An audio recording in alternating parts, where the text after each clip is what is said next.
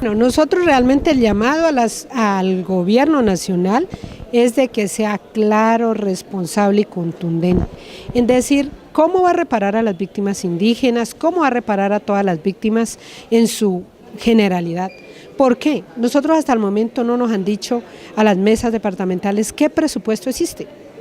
¿Cómo es que van a reparar? ¿En qué marco es que lo van a hacer? Y si no se repara a las víctimas, si no se atiende a las víctimas, si no se cumple con las víctimas, pues yo dudo que haya una paz local, departamental o nacional duradera. Porque si las que han sido afectados por el conflicto, los que tuvieron que enfrentar realmente ser como diríamos la carne de cañón en ese momento cuando estaba las FARC y cuando está combatiendo las fuerzas públicas, pues los que tuvieron que llevar la mayor parte fue quienes están en lo local, quienes están en lo rural, ¿sí?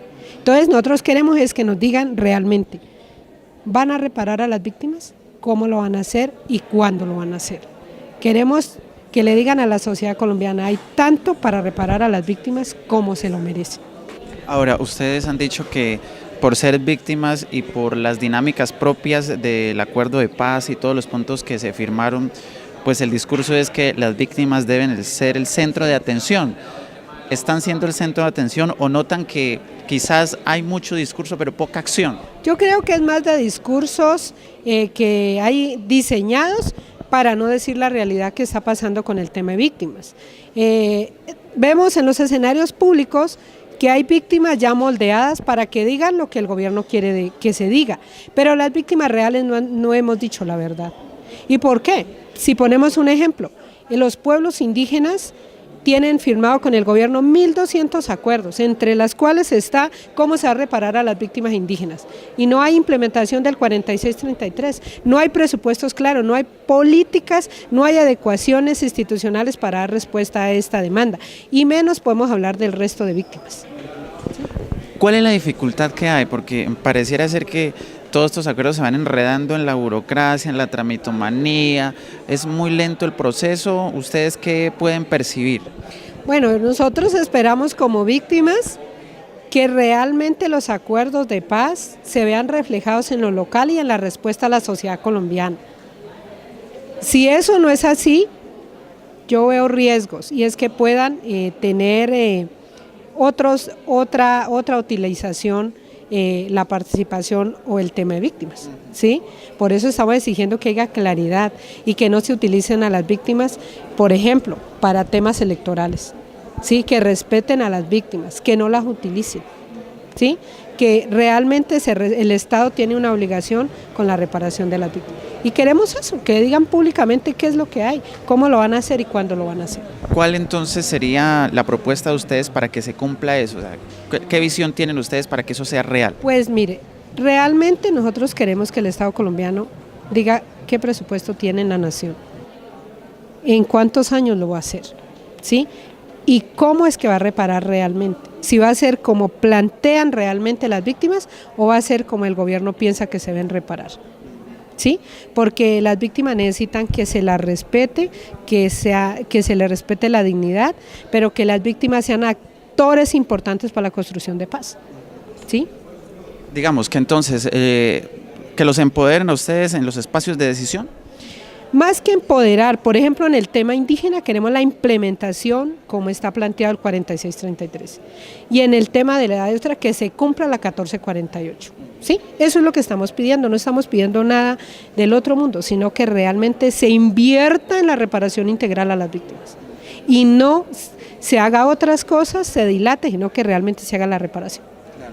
¿Ustedes cómo ven, digamos, todo eso que se construye desde el centralismo, pues, de este país que está en Bogotá hacia las regiones para la solución de estas problemáticas de las víctimas? A veces parece que no hubiera una sincronía entre lo que piensan en lo central y lo que se está viviendo en la provincia. Claro, nunca va a haber articulación, porque una cosa es la diversidad de departamentos y de población y otra cosa es la gente que está en Bogotá y no ha vivido el rigor del conflicto. ¿Sí? Entonces, si yo no vivo la rigor del conflicto, a mí nunca me ha tocado estar y sufrir lo que las víctimas han sufrido en el conflicto armado, pues tampoco voy a ponerme en los zapatos de ellas. Supongo que quieren tal cosa, pero no lo que realmente las víctimas han planteado. Y hay muchas propuestas de las víctimas, de las organizaciones indígenas, afro, para avanzar en esa reparación, pero no han sido tenidas en cuenta. En el caso del Cauca, ¿qué balance se puede hacer de esta mesa de víctimas? Ustedes han planteado varios riesgos ya, grupos armados, una serie de aspectos que de alguna manera van en contra de lo que ustedes vienen haciendo.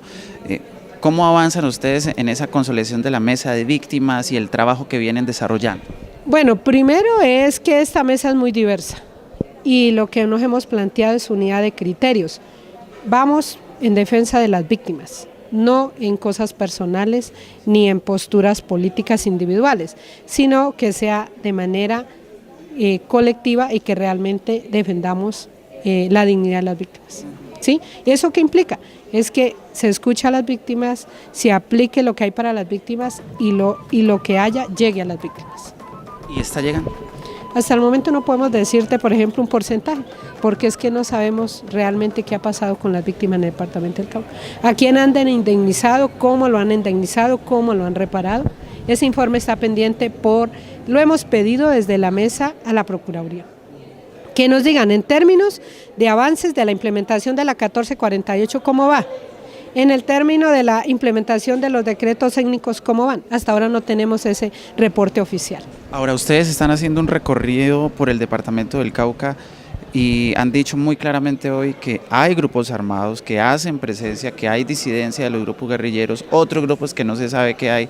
¿Qué es lo que está pasando a ese respecto en la región que no conocemos? Porque el Estado lo está negando. Bueno, el Estado siempre ha negado.